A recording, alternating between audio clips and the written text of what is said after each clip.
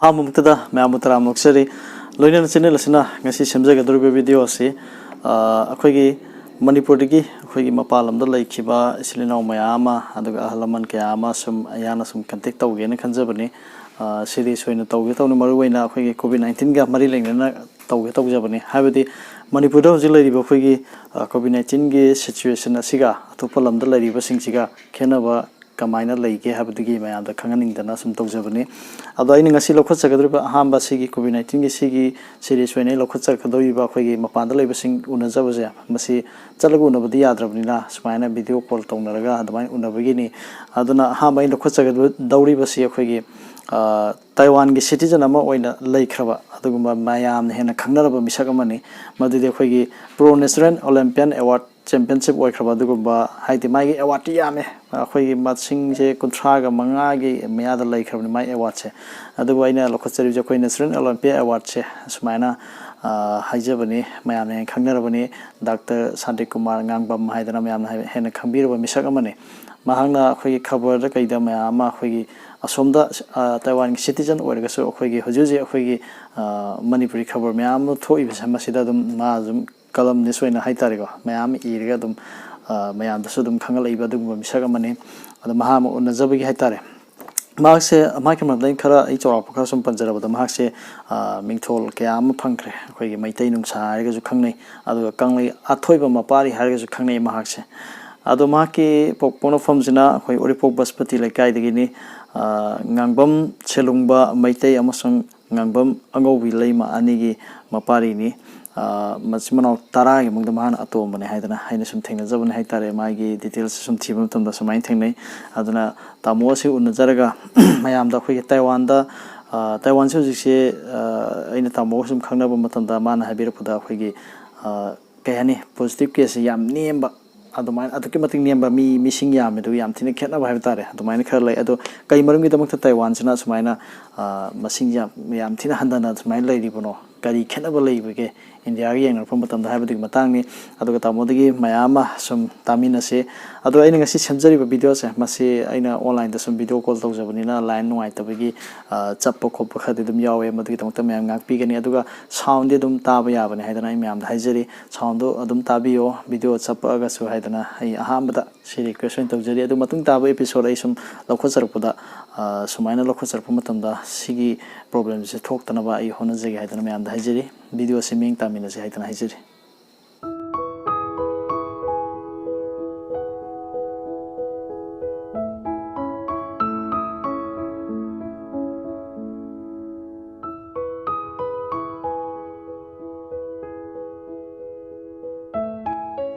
ngasi je ayano unajagadori biche khoi mayam na hena khangnaraba aina tak traga jum basak ubuda dum mayam na hena khangnaraga do adugumba khoi professional national Olympian champion namu oiriba habedi khoi Manipur khoi mayam na de khoi kanglai mapari adugumba mingthol achowam phangraba haib tariko adugumba yamna maru oiba misak amane aina ngasi unajari biche adu unagadori basiju tegi nate khoi tamoje masidagi mahana lairi mafamduda khoi COVID-19 je prithibi pumba sandoibani na sise karma mongda lairige kamain tawrige habadagi matang aduga tamodagi mayam da sum message sum pihaning badagi ai tamol khotjabani mayam tamo se tamo de se dum tamina se tamo kamai tawba adugi mayam su khurumjari ai akhoi hujik che ko hujik akhoi Taiwan da COVID-19 gi laichchi pura akhoi mapung phana muthatpa haibu adu oigadore akhoi mi jamri da khoina test obuchi more than 71,000 ko test obune adu tobudu da khoina confirm case 442 ngasi ba ngasi ba 442 confirm tobuchi da 420 recover tore foraga loi hanbe ko adu hojik leirisi adagi mo 7 ama sigiba 7 kakani taret kani ko sigise moi laigida baji laichatsina adugi matungda so hojik leihorisi hojik 13 14 baka ngai re hojik ko ka tawda aduna nomu ge sum agalai ꯑꯗꯣ ꯇꯥꯃꯣ ꯑꯩꯈꯣꯏꯒꯤ ꯌꯥꯝꯅ ꯂꯣꯛꯗꯥꯎꯟꯒꯨꯝꯕꯁꯦ ꯀꯃꯥꯏꯅ ꯑꯗꯣꯝꯗꯗꯤ ꯀꯃꯥꯏꯅ ꯇꯧꯅꯒꯦ ꯍꯣꯏ ꯍꯣꯏ ꯌꯥꯝꯅ ꯇꯥꯏꯋꯥꯟꯗ ꯌꯥꯝꯅ ꯉꯛꯏꯕ ꯑꯃꯅꯀꯣ ꯇꯥꯏꯋꯥꯟꯅ ꯌꯥꯝ ꯍꯦꯟꯅ ꯁꯥꯐꯕꯅꯦ ꯌꯥꯝꯅ ꯁꯦꯐ ꯑꯣꯏꯕꯅꯦ ꯑꯩꯈꯣꯏꯒꯤ ꯁꯤꯡꯒꯥꯄꯨꯔ ꯖꯄꯥꯟ ꯀꯣꯔꯤꯌꯥ ꯃꯣꯏꯁꯤ ꯆꯥꯎꯈꯠꯂꯦ ꯍꯥꯏꯕꯀꯣ ꯑꯩꯈꯣꯏ ꯇꯥꯏꯋꯥꯟꯗꯒꯤ ꯌꯦꯡꯕꯗꯗꯤ ꯃꯣꯏꯅ ꯈꯔ ꯍꯦꯟꯅ ꯆꯥꯎꯈꯠꯂꯦ ꯑꯗꯣ ꯇꯥꯏꯋꯥꯟꯅ ꯑꯃꯨꯛ ꯌꯥꯝ ꯍꯦꯜꯂꯦ ꯑꯩꯈꯣꯏ COVID-19ꯒꯤ ꯃꯇꯥꯡꯁꯤꯗꯗꯤ ꯑꯩꯈꯣꯏꯅ ꯁꯦꯐ ꯑꯣꯏꯕꯁꯦ ꯑꯩꯈꯣꯏꯅ ꯐꯖꯅ ꯀꯟꯇ꯭ꯔꯣꯜ ꯇꯧꯕ ꯌꯥꯝꯅ ꯃꯑꯣꯡ ꯇꯥꯅ ꯆꯦꯛꯁꯤꯟꯅ ꯀꯩꯅꯣ ꯉꯥꯛꯁꯦꯟꯕꯒꯤ ꯊꯕꯛ ꯂꯧꯈꯠꯄꯁꯦ ꯑꯩꯈꯣꯏ ꯇꯥꯏꯋꯥꯟꯅ ꯌꯥꯝ ꯍꯦꯜꯂꯦ ꯃꯗꯨꯒꯤ ꯈꯨꯗꯝ ꯍꯥꯏꯕꯕꯨ ꯑꯩꯈꯣꯏ ꯇꯥꯏꯋꯥꯟꯗ ꯑꯩꯈꯣꯏꯅ 1982 ꯇꯦꯁ ꯇꯧꯕ ꯃꯇꯝꯗ ꯑꯩꯈꯣꯏꯗ ꯂꯩꯈꯤꯗ꯭ꯔꯤꯁꯦ only 441 ꯀꯟꯐꯥꯔꯝ ꯇꯧꯔꯤꯁꯦꯀꯣ ꯑꯗꯨꯒ ꯂꯩꯈꯤꯗꯕꯁꯤꯅ only 7 ꯈꯛꯇꯅꯦꯕ ꯑꯗꯨꯗꯒꯤ ꯔꯤꯀꯚꯔ ꯇꯧꯔꯤꯁꯤꯗꯤ 420 ꯑꯩ ꯍꯥꯟꯅ ꯍꯥꯏꯒꯅꯀꯣ ꯂꯩꯔꯦꯀꯣ ꯑꯗꯨ ꯍꯧꯖꯤꯛ ꯁꯤꯡꯒꯥꯄꯨꯔ ꯔꯣꯝꯗ ꯑꯗꯒꯤ ꯑꯩꯈꯣꯏꯒꯤ ꯖꯄꯥꯟꯗ ꯃꯣꯏꯁꯦ 20,000ꯗ ꯂꯣꯏ ꯂꯩꯕꯅꯦ ꯃꯊꯛꯇ ꯑꯗꯨꯒ ꯀꯣꯔꯤꯌꯥꯁꯨ more than 10,000 ꯑꯗꯨꯃꯥꯏꯅ ꯏꯟꯐꯦꯛ ꯇꯧꯕꯅꯦ ꯑꯗꯨ ꯇꯥꯏꯋꯥꯟꯗ ꯀꯟꯐꯥꯔꯝ ꯇꯧꯕꯁꯤꯗꯤ only 400 ꯐꯥꯎꯕꯀꯣ ꯑꯗꯨꯅ ꯍꯥꯏꯗꯤ ꯑꯩꯈꯣꯏꯅ ꯃꯤꯁꯤꯡꯗ ꯌꯦꯡꯉꯒꯁꯨ ꯁꯤꯡꯒꯥꯄꯨꯔꯁꯤ ꯌꯥꯝ ꯄꯤꯛꯈ꯭ꯔꯕ ꯃꯤꯁꯤꯡ ꯌꯥꯝꯗꯦꯕ ꯍꯥꯏꯗꯤ 6 ꯃꯤꯂꯤꯌꯟꯒꯤ ꯃꯈꯥꯗ ꯂꯩꯕꯅꯦ 5 ꯃꯤꯂꯤꯌꯟꯁꯀ ꯁꯝ ꯄꯣꯏꯟ ꯈꯛꯇꯅꯦꯕ ꯁꯤꯡꯒꯥꯄꯨꯔꯒꯤ ꯃꯤꯁꯤꯡꯁꯦꯀꯣ ꯑꯩꯈꯣꯏꯒꯤ ꯍꯥꯏꯕꯗꯤ ꯑꯩꯈꯣꯏꯒꯤ ꯂꯥꯛ 50ꯒꯤ ꯃꯈꯥꯅꯦꯕ ꯑꯗꯨꯒ ꯋꯦꯔꯦꯁ ꯑꯩꯈꯣꯏ ꯇꯥꯏꯋꯥꯟꯗ ꯂꯩꯔꯤꯁꯤꯗꯤ ꯑꯩꯈꯣꯏ ꯃꯤ ꯌꯥꯝꯃꯦꯕ ꯃꯤꯁꯨ ꯌꯥꯝ ꯀꯨꯡꯉꯦ ꯃꯤꯁꯨ ꯌꯥꯝꯃꯦ ꯑꯗꯨꯒ ꯑꯩꯈꯣꯏꯒꯤ 223 ꯄ꯭ꯂꯁꯅꯦꯕ ꯂꯥꯛꯁꯅꯦꯕ ꯑꯩꯈꯣꯏ ꯁꯤ ꯂꯩꯖꯦ ꯂꯥꯛ 240 ꯃꯊꯛꯅꯦꯕ ꯇꯥꯏꯋꯥꯟ ꯂꯩꯖꯦ ꯑꯗꯣ ꯑꯁꯨꯛ ꯌꯥꯝꯅ ꯃꯤ ꯂꯩꯕꯁꯤꯗ ꯑꯩꯈꯣꯏꯒꯤ ꯏꯟꯐꯦꯛ ꯇꯧꯔꯒ ꯀꯟꯐꯥꯔꯝ ꯇꯧꯔꯤꯗꯣ ꯂꯥꯏꯆꯠꯁꯤꯅ ꯅꯥꯔꯦ ꯍꯥꯏꯔꯤꯗꯣ only 442 ꯈꯛꯇꯅꯦꯕ ꯉꯁꯤ ꯐꯥꯎꯕꯗ ꯑꯗꯨꯒ ꯍꯧꯖꯤꯛ ꯁꯤꯡꯒꯥꯄꯨꯔꯗ ꯌꯦꯡꯉꯣꯕꯀꯣ ꯃꯣꯏ more than 20,000 ꯍꯦꯟꯅ ꯏꯟꯐꯦꯛ ꯇꯧꯕꯅꯦꯕ ꯑꯗꯒꯤ ꯖꯄꯥꯟꯁꯨ ꯑꯗꯨꯅꯦꯕ ꯆꯞ ꯃꯥꯟꯅꯩ more than 20,000 ꯃꯣꯏ ꯏꯟꯐꯦꯛ ꯇꯧꯋꯦ ꯀꯟꯐꯥꯔꯝ ꯇꯧꯕꯅꯦ ꯑꯗꯨꯒ ꯁꯤꯕꯒꯤ ꯆꯥꯡꯁꯨ ꯍꯦꯜꯂꯤꯗꯅꯀꯣ ꯁꯤꯡꯒꯥꯄꯨꯔꯅꯁꯨ ꯑꯩꯈꯣꯏ ꯁꯤꯕꯒꯤ ꯆꯥꯡꯁꯦ ꯑꯩꯈꯣꯏꯗꯒꯤ ꯌꯥꯝ ꯍꯦꯟꯕꯅꯦ ꯃꯣꯏ about 23 ꯑꯃꯨꯛ ꯌꯧꯕ꯭ꯔꯥ 23 ꯑꯗꯨꯒꯤ ꯃꯊꯛ ꯑꯗꯨꯃꯥꯏꯅ ꯂꯩꯔꯝꯒꯅꯤ ꯁꯤꯡꯒꯥꯄꯨꯔꯗ ꯖꯄꯥꯟꯗꯤ ꯋꯥꯡꯉꯤꯀꯣ ꯑꯗꯨꯒ ꯏꯚꯟ ꯁꯥꯎꯠ ꯀꯣꯔꯤꯌꯥ ꯐꯥꯎꯗ 200ꯀꯤ ꯃꯊꯛꯇ ꯂꯩꯕꯅꯦꯕ ꯑꯗꯣ ꯋꯦꯔꯦꯁ ꯇꯥꯏꯋꯥꯟꯗꯗꯤ 7 ꯈꯛꯇꯅꯦꯕ ꯃꯤ ꯂꯩꯈꯤꯗꯕꯁꯦ ꯁꯤꯒꯤ ꯃꯈꯥꯗ ꯈ꯭ꯋꯥꯏꯗꯒꯤ ꯍꯥꯏꯔꯒꯗꯤ ꯍꯣꯡ ꯀꯣꯡꯁꯨ ꯑꯩꯈꯣꯏꯗꯒꯤ ꯌꯥꯝ ꯍꯦꯟꯅ ꯋꯥꯡꯉꯦ ꯀꯟꯐꯥꯔꯝ ꯇꯧꯕꯗꯤ ꯑꯗꯨꯒ ꯃꯤ ꯁꯤꯕꯒꯤ ꯆꯥꯡꯅꯀꯣ ꯍꯣꯡ ꯀꯣꯡꯅ ꯃꯤ 4ꯈꯛ ꯁꯤꯕꯅꯤ ꯃꯣꯏꯅ ꯑꯗꯨ ꯃꯤꯗꯤ ꯌꯥꯝꯗꯦꯗꯅ ꯍꯣꯡ ꯀꯣꯡꯁꯦ ꯑꯩꯈꯣꯏꯒꯤ ꯃꯣꯏ about 7 ꯃꯤꯂꯤꯌꯟ ꯑꯗꯨꯃꯨꯛꯇꯅꯦꯕ ꯍꯣꯡ ꯀꯣꯡ ꯇꯥꯏꯋꯥꯟꯗꯗꯤ ꯃꯣꯏ ꯂꯥꯛ 50ꯃꯨꯛ ꯂꯩꯕ ꯃꯇꯝꯗ ꯑꯩꯈꯣꯏ ꯇꯥꯏꯋꯥꯟꯗꯗꯤ ꯂꯥꯛ 200ꯒ ꯃꯊꯛꯅꯦꯕ ꯂꯩ ꯑꯗꯣ ꯍꯧꯖꯤꯛꯀꯤ ꯇꯥꯏꯋꯥꯟꯗ ꯏꯟꯐꯦꯛꯁꯤ ꯌꯥꯝ ꯀꯟꯅ ꯂꯩꯇ꯭ꯔꯤꯁꯦ ꯁꯤ ꯀꯩ ꯃꯔꯝ ꯍꯧꯖꯤꯛꯇ ꯇꯥꯏꯋꯥꯟꯗ ꯂꯣꯛꯗꯥꯎꯟ ꯇꯧꯕꯒꯤ ꯃꯇꯥꯡꯗꯣ ꯍꯣꯏ ꯇꯥꯏꯋꯥꯟꯗ ꯁꯤ ꯑꯩꯈꯣꯏ ꯂꯣꯛꯗꯥꯎꯟ ꯇꯧꯕꯁꯤ ꯁꯨꯡꯇꯧ ꯇꯧꯗꯦꯕ ꯑꯩꯈꯣꯏꯒꯤꯅꯦ ꯂꯣꯛꯗꯥꯎꯟ ꯇꯧꯕꯁꯤ ꯇꯧꯗꯦ ꯀꯔꯐ꯭ꯌꯨꯁꯨ ꯇꯧꯗꯦ ꯑꯗꯨꯒ ꯑꯩꯈꯣꯏꯒꯤ ꯁ꯭ꯇꯣꯔꯁꯤꯡ ꯑꯗꯩ ꯑꯩꯈꯣꯏꯒꯤ ꯄꯥꯔꯛ ꯑꯗꯒꯤ ꯑꯩꯈꯣꯏ ꯂꯣꯏꯅ ꯍꯥꯡꯇꯣꯛꯑ ꯂꯩꯌꯦ ꯍꯧꯖꯤꯛꯁꯦ ꯑꯗꯨ ꯀꯅꯥꯝꯇ ꯇꯧꯕꯇꯕꯨ ꯑꯩꯈꯣꯏꯅ ꯆꯪꯕ ꯃꯇꯝꯗꯀꯣ ꯑꯩꯈꯣꯏꯅ ꯔꯦꯁꯇꯨꯔꯥꯟ ꯆꯪꯕꯅꯦ ꯈꯪꯗꯦ ꯑꯗꯒꯤ ꯑꯩꯈꯣꯏꯒꯤ ꯃꯨꯚꯤ ꯊꯤꯌꯦꯇꯔ ꯆꯪꯕꯅꯦ ꯈꯪꯗꯦ ꯑꯗꯩ KJB ꯑꯩꯈꯣꯏ ꯀꯦꯔꯣꯀꯦꯗꯣ ꯏꯁꯩ ꯁꯛꯐꯝꯗꯣ ꯑꯗꯨꯒꯨꯝꯕ ꯆꯪꯕ ꯑꯗꯒꯤ ꯑꯩꯈꯣꯏ ꯍꯣꯇꯦꯜ ꯆꯪꯕꯗ ꯑꯩꯈꯣꯏ ꯃꯥꯛꯁ ꯎꯞꯇꯕꯗꯤ ꯌꯥꯗꯦ ꯑꯗꯨꯒ ꯑꯩꯈꯣꯏꯒꯤ ꯕꯣꯗꯤ ꯇꯦꯝꯄꯔꯦꯆꯔ ꯇꯧꯕꯗꯣ ꯁꯤꯃ ꯑꯗꯨꯝ ꯀꯝꯄꯜꯁꯔꯤ ꯑꯣꯏ ꯑꯗꯣ ꯑꯩꯈꯣꯏꯅ ꯍꯧꯖꯤꯛ ꯂꯩꯔꯤꯕ ꯌꯨꯝꯁꯦ ꯑꯩꯍꯥꯛꯀꯤ ꯀꯝꯃ꯭ꯌꯨꯅꯤꯇꯤ ꯍꯣꯜꯁꯦ ꯀꯝꯃ꯭ꯌꯨꯅꯤꯇꯤ ꯕꯤꯜꯗꯤꯡꯁꯦ ꯁꯤꯗ ꯆꯪꯕ ꯐꯥꯎꯗ ꯑꯩꯈꯣꯏꯒꯤ ꯀꯩꯅꯣ ꯑꯩꯈꯣꯏ ꯕꯣꯗꯤ ꯇꯦꯝꯄꯔꯦꯆꯔꯁꯦ ꯅꯨꯡꯇꯤꯒꯤ ꯇꯧꯔ ꯆꯪꯉꯤ ꯑꯗꯣ ꯑꯩꯈꯣꯏ ꯌꯨꯅꯤꯚꯔꯁꯤꯇꯤꯁꯦ ꯑꯩꯈꯣꯏ ꯀ꯭ꯂꯥꯁ ꯆꯠꯂꯤꯁꯦ ꯅꯨꯡꯇꯤꯒꯤ ꯆꯦꯛ ꯇꯧꯔ ꯆꯪꯉꯦꯕ ꯑꯗꯣ ꯑꯩ ꯏꯁꯥꯃꯛꯁꯦ ꯃꯍꯩꯔꯣꯏꯁꯤꯡꯁꯦ ꯆꯦꯛ ꯇꯧꯕꯗ ꯑꯩ 4रक ꯁꯨꯔꯦꯕ ꯌꯥꯎꯏ ꯑꯗꯨꯃꯥꯏꯅ ꯇꯧꯅ ꯌꯥꯝ ꯆꯦꯛꯁꯤꯜꯂꯦ ꯁꯤꯒꯨꯝꯕꯒꯤ ꯕꯣꯗꯤ ꯇꯧꯕꯒꯤ ꯑꯗꯒꯤ ꯑꯩꯈꯣꯏꯒꯤ ꯃꯥꯛꯁ ꯎꯞꯇꯅ ꯆꯪꯕ ꯌꯥꯗꯦꯕ ꯑꯩꯈꯣꯏ ꯕꯁ ꯇꯣꯡꯕ ꯇꯦꯛꯁꯤ ꯇꯣꯡꯕ ꯃꯥꯛꯁ ꯁꯨꯡꯌꯥ ꯌꯥꯗ꯭ꯔꯦ ꯑꯩꯈꯣꯏꯒꯤ ꯁꯕꯋꯦ ꯑꯟꯗꯔꯒ꯭ꯔꯥꯎꯟ ꯇ꯭ꯔꯦꯟꯕꯨ ꯑꯣꯏꯒꯦꯔꯥ ꯕꯁꯄꯨ ꯑꯣꯏꯒꯦꯔꯥ ꯇꯦꯛꯁꯤꯕꯨ ꯑꯣꯏꯒꯦꯔꯥ ꯑꯦꯅꯤ ꯑꯩꯈꯣꯏꯅ ꯇꯣꯡꯕ ꯃꯇꯝꯗ ꯀꯣ ꯑꯗꯨꯅ ꯌꯥꯝ ꯆꯦꯛꯁꯤꯜꯂꯦ ꯑꯗꯨꯒ ꯌꯥꯝ ꯅꯨꯡꯉꯥꯏꯕ ꯑꯃꯅ ꯑꯩꯈꯣꯏꯒꯤ ꯂꯣꯛꯗꯥꯎꯟ ꯂꯩꯇꯕ ꯀꯔꯐ꯭ꯌꯨ ꯂꯩꯇꯕꯁꯦ ꯑꯗꯨ ꯃꯁꯤꯗꯩꯁꯤꯗ ꯁꯤꯁꯨ ꯂꯩꯇꯕ ꯂꯣꯛꯗꯥꯎꯟꯁꯨ ꯂꯩꯇꯕ ꯀꯔꯐ꯭ꯌꯨꯁꯨ ꯂꯩꯇꯕ ꯑꯗꯨꯒ ꯀꯔꯤꯒꯤꯅꯣ ꯇꯥꯏꯋꯥꯟꯗ ꯑꯁꯨꯛ ꯌꯥꯝꯅ ꯃꯤꯁꯤꯡꯁꯤ ꯍꯟꯊꯅ ꯁꯤꯔꯤꯕ ꯑꯗꯒꯤ ꯃꯤꯁꯤꯡꯁꯤ ꯍꯟꯊꯅ ꯑꯩꯈꯣꯏꯒꯤ ꯂꯥꯏꯆꯠꯁꯤꯅ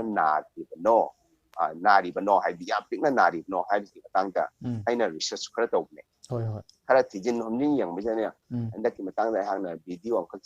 ꯁꯦꯝꯈꯤꯕꯗꯣ ꯍꯣꯏ ꯍꯣꯏ ꯑꯗꯨ ꯎꯔꯝꯕꯗ ꯈꯟꯖꯩ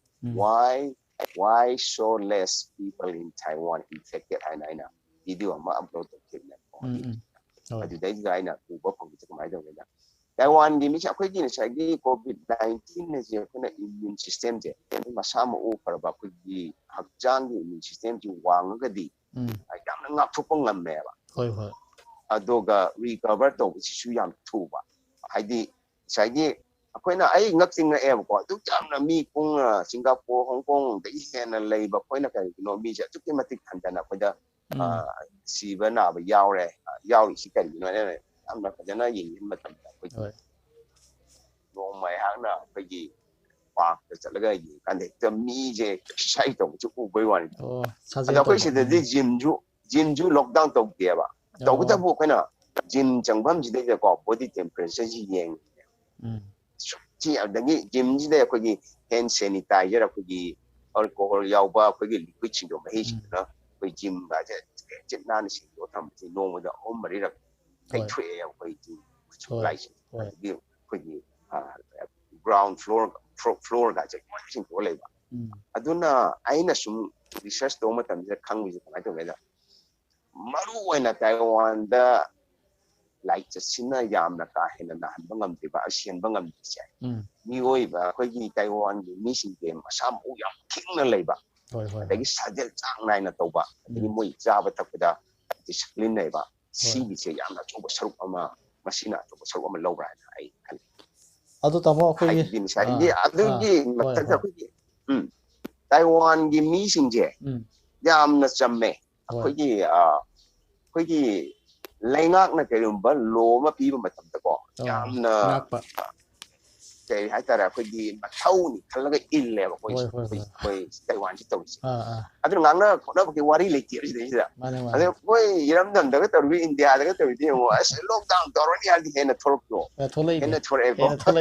ꯅꯨꯡꯉꯥꯏꯕ ꯀꯩ ꯄꯥꯔꯇꯤꯒꯤ ꯇꯥꯏꯞꯇ. ꯑꯗꯨꯅꯦ ꯑꯗꯨꯒꯨꯝꯕꯗꯣ ꯑꯩꯈꯣꯏꯅ ꯍꯣꯏꯅꯦ ꯃꯤꯗꯤꯌꯥꯗꯒ ꯎꯕ ꯃꯇꯝꯗ ꯌꯥꯝ ꯅꯨꯡꯉꯥꯏꯇꯦꯕ. ꯃꯗꯨ ꯌꯥꯝꯅ ꯁꯣꯛꯍꯜꯂꯦꯕ ꯑꯗꯨꯝꯕꯗꯨꯅ. ꯑꯗꯣ ꯑꯩꯈꯣꯏ ꯇꯥꯏꯋꯥꯟꯗꯒ ꯇꯧꯔꯤꯁꯤꯗꯤ ꯂꯩꯉꯥꯛꯅ ꯁꯠ ꯍꯥꯏꯈꯤꯕꯗꯀꯣ ꯑꯗꯨꯝ ꯃꯌꯥꯝꯗꯤ ꯑꯗꯨꯝ ꯏꯜꯂ ꯑꯗꯨꯝ ꯆꯠꯅꯩ ꯀꯩ ꯉꯥꯡꯅꯕꯒꯤ ꯃꯊꯧ ꯇꯥꯗꯦꯕ. ꯑꯗꯒꯤ ꯑꯃꯅ ꯑꯩꯈꯣꯏ ꯁꯤꯗꯩꯗ ꯃꯨꯚꯤ ꯊꯤꯌꯦꯇꯔ ꯃꯣꯏ 2-3ꯈꯛ ꯊꯤꯡꯉꯦ. ꯊꯤꯡꯕꯁꯦ ꯀꯃꯥꯏꯅ ꯇꯧꯏ? ꯃꯣꯏ ꯃꯁꯥ ꯃꯁꯥꯒꯤ ꯃꯈꯣꯏꯒꯤ ꯃꯨꯚꯤ ꯊꯤꯌꯦꯇꯔꯁꯤꯡꯗꯨꯒꯤ ꯃꯄꯨꯁꯤꯡꯗꯣ ꯂꯩꯉꯥꯛꯅ ꯊꯤꯡꯕ ꯅꯠꯇꯕꯀꯣ ꯃꯄꯨꯁꯤꯡꯗꯨꯅ ꯃꯤ ꯃꯌꯥꯝꯅ ꯉꯁꯥꯏꯒꯤ COVID-19ꯒꯤ ꯂꯥꯏꯆꯠ ꯁꯟꯗꯣꯔꯛꯄꯗꯨꯗ ꯃꯌꯥꯝꯁꯤ ꯀꯤꯅꯗꯅ ꯆꯪꯅꯗꯕꯗꯣ. ꯑꯗꯒꯤꯗꯤ ꯃꯁꯤ ꯄꯩꯁꯥ ꯁꯦꯜꯗꯤ ꯇꯥꯟꯗ꯭ꯔꯦꯅ ꯃꯣꯏꯅ ꯉꯁꯥꯏꯒꯤ ꯃꯨꯚꯤ ꯊꯤꯌꯦꯇꯔꯁꯤꯡꯁꯦ ꯀ꯭ꯂꯣꯁ ꯇꯧꯗꯦꯕ ꯊꯤꯡꯖꯤꯟꯗꯦꯕ. ꯂꯩꯉꯥꯛꯅ ꯊꯤꯡꯍꯟꯕ ꯅꯠꯇꯦꯀꯣ ꯍꯥꯏꯁꯦ. ꯑꯩꯈꯣꯏ ꯂꯣꯛꯗꯥꯎꯟ ꯇꯧꯗꯅ ꯀꯔꯐ꯭ꯌꯨ ꯇꯧ ꯊꯤꯡꯍꯟꯕꯗꯨ ꯅꯠꯇꯦꯕ. ꯃꯣꯏ ꯃꯁꯥ ꯃꯁꯥꯅ ꯋꯥꯈꯜ ꯇꯥꯖꯔꯒ ꯁꯦꯜ ꯇꯥꯟꯅꯗꯤ ꯀꯩꯗꯧꯗꯣꯏꯅꯣ? ꯁꯦꯜ ꯃꯥꯡꯅꯕꯅꯦ ꯍꯥꯏꯗꯅ ꯑꯗꯨꯃꯥꯏꯅ ꯇꯧꯅ ꯊꯤꯡꯈꯤꯕꯅꯦ. ꯑꯗ ꯑꯃꯈꯛ ꯂꯩꯉꯥꯛꯅ ꯊꯤꯡꯈꯤꯕꯁꯤꯅ ꯀꯃꯥꯏꯅ ꯇꯧꯒꯦꯗ ꯑꯩꯈꯣꯏꯒꯤ KTVꯁꯦ KTVꯁꯤꯗꯩꯁꯤꯗ ꯀꯦꯔꯣꯀꯦ ꯁꯛꯄ ꯏꯁꯩ ꯁꯛꯐꯝꯗꯣ ꯑꯗꯩꯗ ꯌꯥꯝ ꯂꯩꯕ ꯇꯥꯏꯋꯥꯟꯗꯗꯤꯀꯣ. ꯁꯥꯎꯠ ꯀꯣꯔꯤꯌꯥ ꯖꯄꯥꯟ ꯍꯣꯡꯀꯣꯡ ꯈꯔꯗꯤ ꯌꯥꯝ ꯆꯠꯅꯩ ꯁꯤꯁꯦ. ꯁꯤꯒꯤꯁꯤ ꯊꯤꯡꯈꯤ ꯃꯔꯛ ꯑꯃ ꯆꯌꯣꯜ ꯑꯃꯒꯨꯝꯕ ꯊꯤꯡꯈꯤ. ꯀꯔꯤꯒꯤꯅꯣ ꯍꯥꯏꯔꯒ ꯅꯨꯄꯤ ꯑꯃꯈꯛ ꯉꯁꯥꯏꯒꯤ KTVꯁꯤꯗ ꯊꯕꯛ ꯇꯧꯕ ꯅꯨꯄꯤ ꯑꯃꯈꯛ ꯉꯁꯥꯏꯒꯤ ꯃꯥꯁꯤ ꯂꯥꯏꯆꯠꯁꯤ ꯅꯥꯔꯒ ꯃꯥꯅ ꯊꯕꯛꯁꯦ ꯁꯨꯝ ꯇꯧ ꯂꯩꯔꯝꯕ. ꯑꯗꯨꯗꯒꯤ ꯑꯗꯨꯃꯥꯏꯅ ꯇꯧꯗꯅ ꯈꯔ ꯏꯁꯩ ꯁꯛꯄ ꯂꯥꯛꯄ ꯃꯤꯁꯤꯡꯗ ꯁꯟꯗꯣꯛꯈꯤꯕꯅꯦ. ꯑꯗꯨꯃꯥꯏꯅ ꯇꯧꯅ ꯊꯤꯡꯒꯦꯕ. ꯑꯗꯨ ꯍꯧꯖꯤꯛꯇꯤ ꯑꯃꯨꯛ ꯍꯥꯡꯉꯦ. ꯆꯌꯣꯜ ꯑꯃꯈꯛ ꯊꯤꯡꯉꯒ ꯑꯗꯨꯝ ꯍꯥꯡꯉꯦ. ꯌꯥꯝ ꯈꯦꯠꯅꯕ ꯑꯗꯨꯅꯦ ꯑꯩꯈꯣꯏꯒꯤ ꯍꯧꯖꯤꯛꯀꯤ ꯑꯩꯈꯣꯏ ꯃꯅꯤꯄꯨꯔꯗ ꯇꯧꯔꯤꯁꯤꯗꯤ ꯇꯥꯃꯣꯅ ꯍꯥꯏꯔꯤꯗꯨꯅꯦꯕ ꯑꯩꯈꯣꯏꯒꯤ ꯒꯣꯔꯃꯦꯟꯅ ꯍꯥꯏꯕꯁꯦ ꯊꯑꯣꯏꯅ ꯏꯟꯗꯕꯤꯗ ꯑꯗꯨꯝ ꯊꯣꯛꯂꯛꯄꯤꯅꯦꯕ. ꯄꯨꯂꯤꯁꯁꯤꯡꯁꯤꯅ ꯇꯧꯔꯤꯁꯦ ꯅꯨꯡꯇꯤꯒꯤ ꯔꯥꯎꯟꯁꯦ ꯍꯟꯖꯟ ꯍꯟꯖꯟ ꯂꯥꯛꯀꯗꯣꯏꯅꯦ. ꯑꯗꯨꯕꯨꯛꯇ ꯑꯗꯨꯝ ꯍꯜꯂꯣꯏꯗꯣꯏꯅꯦ. ꯉꯥꯛꯇꯪ ꯅꯣꯏ ꯀꯩꯊꯦꯜꯒ ꯐꯝꯕꯁꯦ ꯇꯥꯏꯃꯤꯡ ꯍꯦꯟꯗꯣꯛꯑꯦ ꯅꯣꯏ ꯆꯪꯉꯣ ꯍꯥꯏꯕꯁꯦ ꯃꯣꯏ ꯉꯥꯛꯇꯪ ꯑꯗꯨꯒꯤꯗꯤ ꯆꯪꯒꯅꯦꯕ. ꯄꯨꯂꯤꯁꯇꯤ ꯒꯥꯔꯤ ꯍꯦꯛ ꯆꯠꯈꯤꯕ ꯑꯃꯨꯛ ꯊꯣꯛꯂꯛꯄꯤꯅꯦꯕ ꯇꯧꯅꯔꯤꯁꯦ. ꯑꯩꯈꯣꯏ ꯃꯅꯤꯄꯨꯔꯗ ꯇꯧꯔꯤꯕ ꯄꯣꯠꯁꯦ. ꯑꯩꯈꯣꯏ ꯍꯧꯖꯤꯛ ꯑꯩꯈꯣꯏ ꯀꯦꯁ ꯀꯌꯥ ꯌꯧꯔꯒꯦ ꯃꯅꯤꯄꯨꯔꯗ? ꯅꯍꯥꯟꯗꯤ 55 ꯌꯧꯈ꯭ꯔꯦꯅ ꯇꯥꯏ. ꯍꯧꯖꯤꯛ ꯀꯌꯥꯃꯨꯛ ꯌꯧꯈ꯭ꯔꯦ? 60ꯃꯨꯛꯇꯤ ꯌꯧꯔꯕꯅꯦꯕ. ꯑꯗꯨꯗ ꯑꯩꯈꯣꯏꯒꯤ ꯅꯦꯒꯦꯇꯤꯚ ꯑꯣꯏꯔꯛꯄ ꯈꯔ ꯀꯩꯅꯣ ꯇꯧꯔꯒ 50ꯒ ꯑꯗꯨꯃꯥꯏꯅ ꯈꯔꯗꯤ ꯂꯩ. ꯑꯩꯁꯨ ꯉꯁꯤꯒꯤ ꯑꯣꯏꯅꯗꯤ ꯑꯩꯁꯨ ꯆꯞ ꯆꯥꯅꯗꯤ ꯈꯪꯗ꯭re ꯀꯌꯥ ꯂꯩꯈ꯭ꯔꯕꯅꯣꯁꯦ. ꯉꯁꯤꯁꯨ ꯀꯦꯁ ꯀꯟꯐꯥꯔꯝ ꯇꯧꯈ꯭ꯔꯦ. ꯍꯣꯏ ꯑꯗꯨꯃꯥꯏꯅ ꯂꯩ. ꯉꯁꯤ ꯀꯩꯗꯧꯕ? ꯉꯁꯤꯁꯨ ꯑꯗꯨꯃꯥꯏꯅ ꯄꯣꯖꯤꯇꯤꯚ ꯑꯣꯏꯕꯁꯦ ꯑꯃ ꯑꯗꯨꯃꯥꯏꯅ ꯂꯥꯛꯑꯦꯅ ꯑꯗꯨꯃꯥꯏꯅ ꯇꯧꯅꯩ. lakani sidi dum hengal kini masing maram di akoi Taiwan da my case my torom ni Taiwan da hana mi cham kha oiram be no se yam da Taiwan da di China ga yam nak nan le so Taiwan yam sing tang le me about 60 70 do oiram be when hor pe do da phana queen le me do na do khang hong da na Mars ki second week adwai da oiram gani adu ro kana khangen hingal pi kamai to ge da Taiwan ma cha ni sial pai moi moi gi ma kham tinang poi chap ne ba da moi na sangi kano sida gi Europe da ko Europe da gi America da Canada da kun da poi bi chalu mo yam moi na laina ni lai chat si pak la hanjalak ne ba adai khawang na Taiwan sa lok san du kim ne ba sa dai di adu gi mamang dai khoi di ting ba di dum hau grab ne khoi foreigner ting di lo hau grab khoi di aeroplane pirate ko lo ting grab ne doi mata na khoi gi January tha da ting grab ne ko doi mata na khoi Taiwan ni sing du moi du khoi gi irei sang la tene no moi du sang ko idea point ta ni visa loi gi ko ma lei ko adu na moi halak du moi halak du da ne ba ko na khan chan thurei ja du moi na na sa gi yam lu bom na lai cha chi kudak ta symptom do khangmang am deb sine mane adu khangmang am da ni na khoi na sandu ki bene adu hujik pudi Taiwan da any mapan de lak se masa na khang na to ga moi na khoi gi home quarantine to bane khang de na tra lai ngak na bi ri ba mafam chi de quarantine to kan moi masa na quarantine na to che ya yang yan ta na wakal ta adu ai hak ki khoi university gi chatra chatri moi ma thei roi ani ma chu ai na khang ya ko adu moi do ta seng na sigi COVID19 jina na da bra habdu khang ga do adu gi symptom do le e na moi je yum da ni tara ga bari ni hena ko na sem quarantine ko am me ba adu moi na kanam san dok te ko adagi moi hospital da ni khra le hele ni khra le ga le moi yare no yum da ko ro yum da le ru na to ga yum da le ba adu kanam san dok te ko university ni ko adu yamna lu na ji lo bi mai to ga da ko gi University ko mi ani mai sangam da mi ani na ra ko ani da gi hena na ra ba like china ko university se natural education institute se mai sangge thing da ne ba anduna masi university chalai ri ba masai private na kan ne ga men kan te masi moi gi mi chat ji ne aduna masi to kana ba ko na ne kan ko na bi da ne na body temperature to ri ba the hand sanitizer sin ri ba ko university class da class da le ri ba column chi ko gi sanitizer liquid sin na to ko te tho ga ni sin amna ri adagi di mask ko ne ma ko na class to mo kan da ko jo oja ni ko jo mask ko ga dai adu mana ya chikin kong thang ke lo ni da Taiwan so adu hojujiki sin na chu hojujiki hojujiki da ba ai kare ko hojujiki condition ja timing jida akoi school gumba college gumba ja dum hang ba kan Taiwan gi ko school le te he ho within a shibo le pak tri only le ki ba bu ko ko na winter vacation he ro ko ma tang ho ki min cha ko December da ho pe na the Taiwan da ko di class ya hang di se ko January February si da hang ro ne ba ko class ado ko na tiang gi ba ko ni sai COVID19 ji ki lai chi china chan do ko Taiwan jo ho ko de gi di ko ke no na ko class si ko gi junior high school gi su jayo la ma ting de gi ba da ko university gi su jayo la ma ting de gi ba adui matung da nong ma phao ba ko Saturday Sunday na thang ge no mai na na si ba da ko lockdown to laundry ya do no ji zum cha thari ya ko class lo na class ki mang de ko iram da Manipur do ji mang i do ko thao hu mo hela ba mang i do hela ko si dai da jayo ama mang do du ne loi re aduna office ke ka lo ina dum kari ba kem lon de ya ko office ko dum loi kai ki noi dei moi gi na me no ko gi private school da moi ju pa no da oi le ma ji ski ko do so lon de to bu ta bo ko gi si ji ai ka ji da jo hen chen tai jo ko le tham me wo yum de ado ko na to bu da do ko na ko Taiwan gi mi sing se mai ro sing ju wa za sing ju ko ko hen chen ni tai jo se si ama mo par ai si le ai la bi se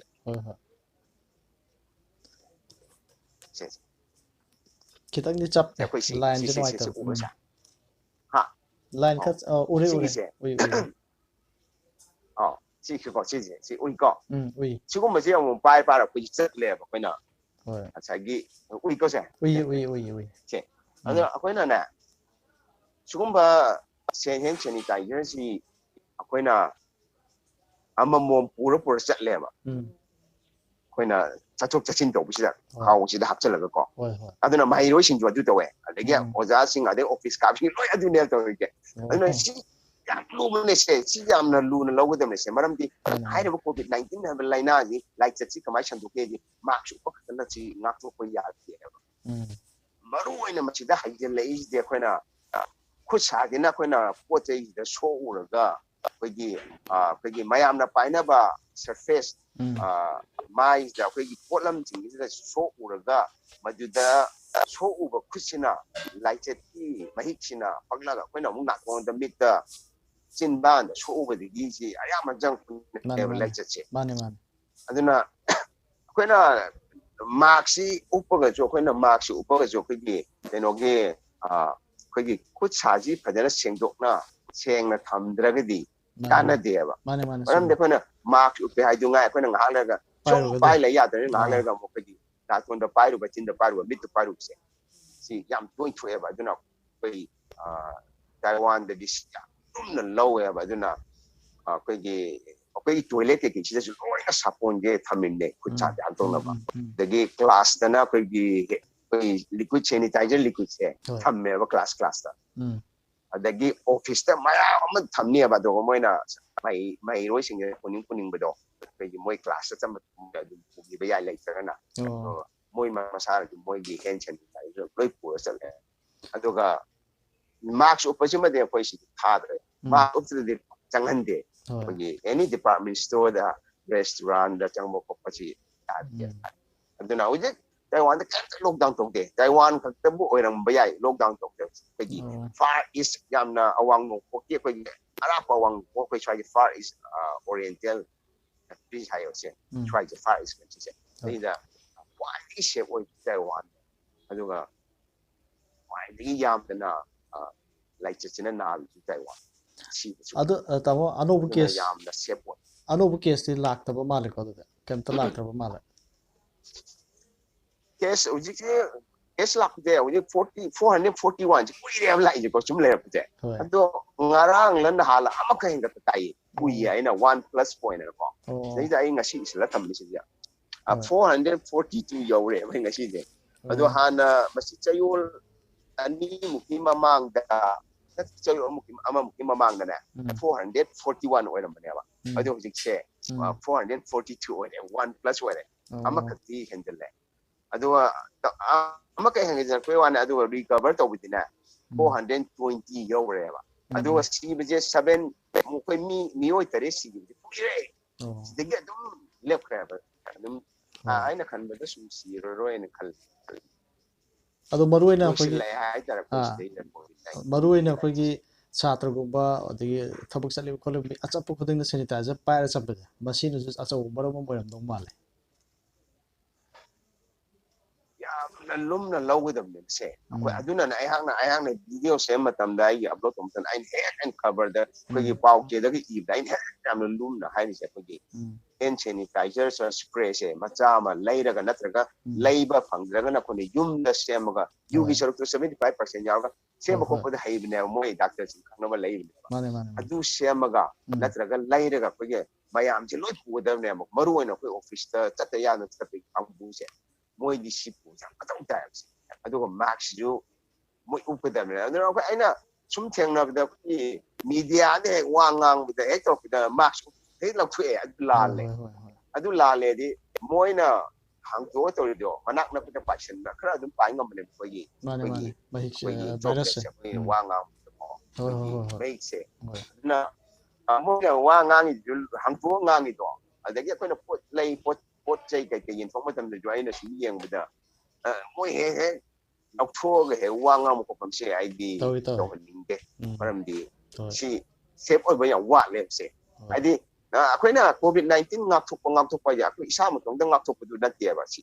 ꯑꯩꯈꯣꯏꯅ ꯏꯁꯥ ꯏꯇꯣꯝꯇ ꯉꯥꯛꯊꯣꯛꯄꯒ ꯂꯣꯏꯅꯅ ꯑꯇꯣꯞꯄꯗꯁꯨ ꯑꯩꯈꯣꯏꯗꯒꯤ ꯄꯛꯂꯨꯗꯅꯕ ꯑꯩꯈꯣꯏꯅ ꯎꯞꯄꯗꯨꯅꯦꯕ ꯑꯩꯈꯣꯏꯅ ꯃꯥꯛꯁ ꯎꯞꯄꯗꯨꯅꯦꯕ ꯑꯩꯈꯣꯏꯅ ꯃꯔꯨ ꯑꯣꯏꯔꯤꯁꯦ ꯑꯗꯣ ꯑꯩꯈꯣꯏꯅ ꯃꯥꯛꯁ ꯎꯞꯄ ꯍꯥꯏꯔꯒ ꯑꯩꯈꯣꯏ ꯏꯁꯥ ꯈꯤꯇꯪ ꯉꯥꯛꯊꯣꯛꯄꯒꯤ ꯈꯟꯅꯔꯦ ꯑꯗꯨ ꯑꯣꯏꯗꯤ ꯂꯥꯜꯂꯦꯕ ꯑꯩꯈꯣꯏꯅ ꯃꯥꯛꯁ ꯎꯞꯄꯤꯁꯦ ꯀꯔꯤꯒꯤꯅꯣ ꯍꯥꯏꯔꯒꯗꯤ ꯑꯩꯈꯣꯏꯅ ꯑꯩꯈꯣꯏꯒꯤ ꯏꯁꯥꯁꯨ ꯉꯥꯛꯊꯣꯛꯆꯕ ꯑꯗꯨꯒ ꯑꯇꯣꯞꯄꯗꯁꯨ ꯑꯩꯈꯣꯏꯗ ꯄꯛꯄ ꯑꯣꯏꯔꯒꯁꯨ ꯑꯩꯈꯣꯏꯅ ꯑꯇꯣꯞꯄꯗ ꯆꯪꯈꯤꯗꯅꯕ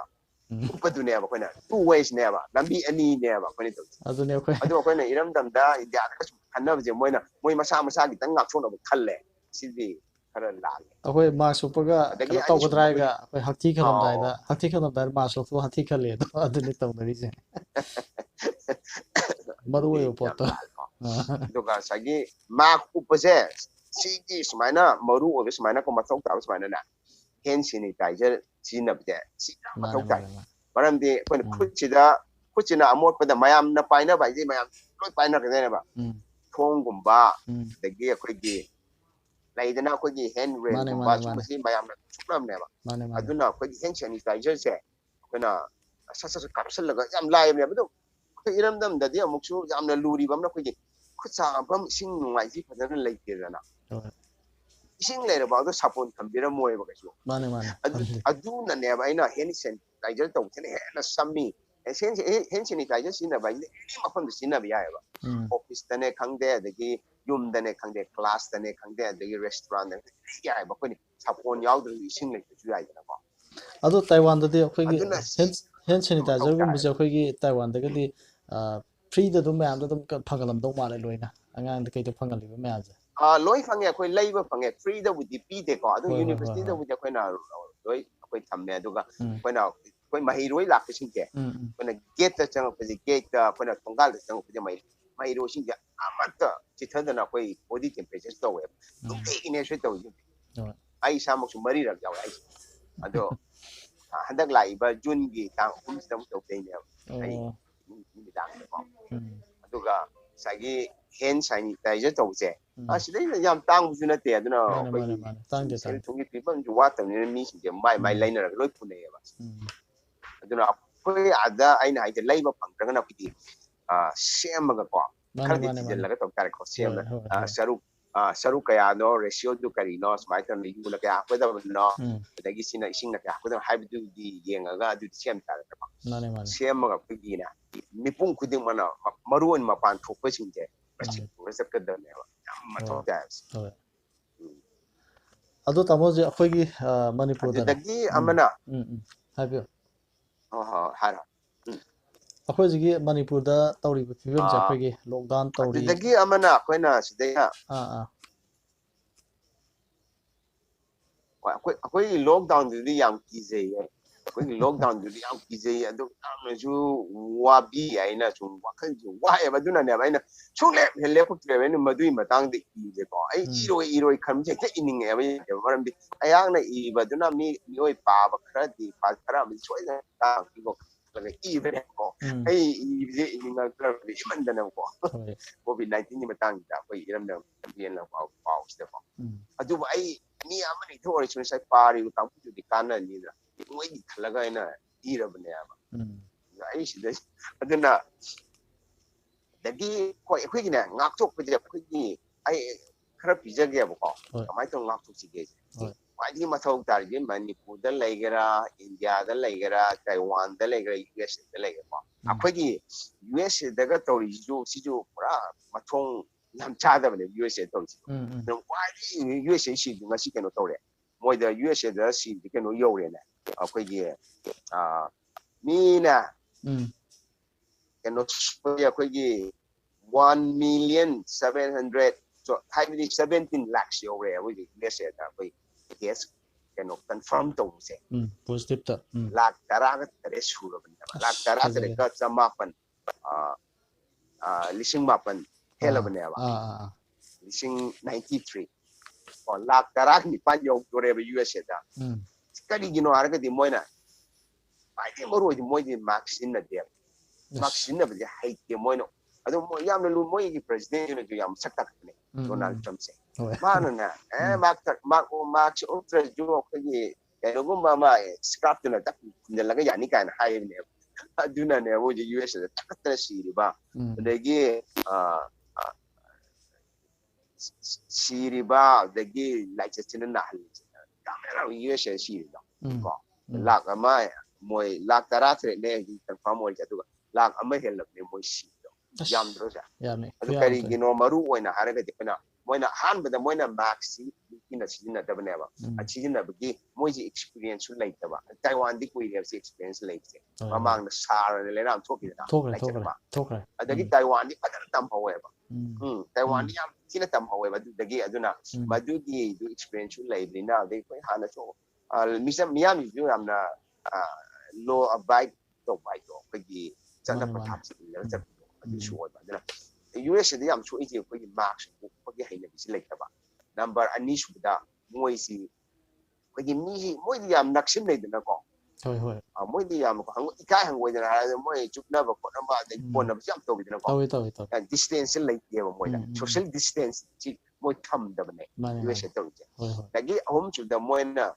Yam sorry hen according to the scene of a hen sanitizers in the set more the Madu it's a bit more the late year the more the job of put the back job I quite Taiwan they put a job of chopstick na taro chopstick ay plastic na lang copy never plastic na copy chopstick plastic na ko jam na chopstick se mote na ko ano kay America US ka tawag din mo chocolate level one ya so mo jam at na makutin na taro ba sa gi hen sanitizer ju sin na dabi da makut mahik mayam no to sa ramina dagi personal light sin na rais ay sin never Taiwan da di siya ko put na jadra mina spoon na the chopstick jam yam shape for chopstick she plastic na like sila pi na yun when put am line na mon chopstick pira pa di makum pa na sen na plastic na talo to mote na ko yam shen ya ba the hand sanitizer na sin na ko asige mata chita Taiwan da mate ko na like sin na bang ngam pan che ani mamang da pan to pagi hakjan sa jang na to ba more the lifestyle the active point ko ado jam sa pagi nan senior ko na Taiwan na siya boy siya ado ga pagi sa India da lak matam da ko India da sa pagi ado ki mate ko si sandok pam di thok tam ne ai di hana chu pau de hai ko si moi lenga te si ko di da ni ko na ai chu mai ga ke no ne yar ga di ko si India do ji sandu ai si sandu handam da baya mai na hai re de kana lockdown to ko ge kana pa ni ni sala pati ni bai matang do adwai de gi horaga sagi lockdown to ba curfew to di yam phai ko da on soire ise ko gi maru no ji laina ji kam sandu ai je kana state amada ni oi maya ma chatuk te ya hanbado adu da gineba si like just sandu pai ni chatuk cha ching to si ne ba lockdown to with meaning ji kari no wan to ji kari no har ga di ni chatuk cha ching na to mane adu India da adu gi free adu gi lockdown to late ya ba China da lockdown to matam da mi sel pai de chani ngai lai le ya na khallaga state amada chat pa ya ba ne ya di ba noi na media ju ra mani social media da YouTube ta moi le kai mo chang han po ke ba ado India da this state amada mi pra yam hola to ra ado je inam da Manipur da je la imi yam ju ma pa de la ta to mane asila alam da ba ya ba haibiti ya haibiti sinida ki mayam na changa da po lam sing adai lockdown da thabak to da na moi sel tan de si di sel gi pibam che chana lab se India la ngak na ningtina onana every state the lady ba mayam du da piram ma ga di ko si satuk cha chin to dam da ba ya mane adu di asu yam na si la ba yin sing manga yor ba kan India da si ta si ram mo ba ju amna adagi hujik like cha china yung sandoi do si sando om lo ba adu hujik ti among India na hujik India la ngan hujik sel ga ayo thadar hujik COVID19 di content to ko na ri ko adu yar roe baram di sando ko do ho re iram dam da chu adu hujik community sando kana ba kan do na ri ko na bi adu sando to su ko sanu adu bo yam no wana thok do si hai di India la ngang na smart to na sen do hujik thadar bi sel do hana thadar magadi ira ila na ting na lockdown gi meaning do le han ba yaram 타다리브지 팅해봐. aduna hujik China da tong matamda